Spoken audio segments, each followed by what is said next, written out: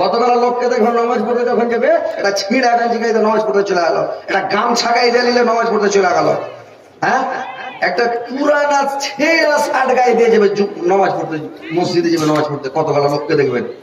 আপনার কি এলাকায় আছে কি জানি না, আমরা তো দুনিয়া ঘুরছি, দেখছি, দেশ বিদেশ ঘুরছি, অনেক জায়গায় দেখছি ছিঁড়া ছিঁড়া শার্ট গায়ে দিয়া, পুরানা শার্ট গাইতে মসজিদে যাবে নামাজ পড়তে।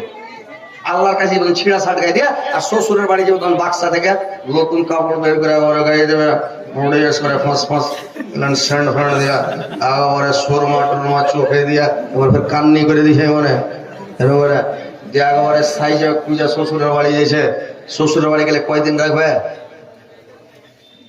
একদিন, দুদিন, 3 দিন রাখবে শ্বশুরের বাড়ি, 4 দিন আপনার কচুর শাক রেখে বাদ দেবে।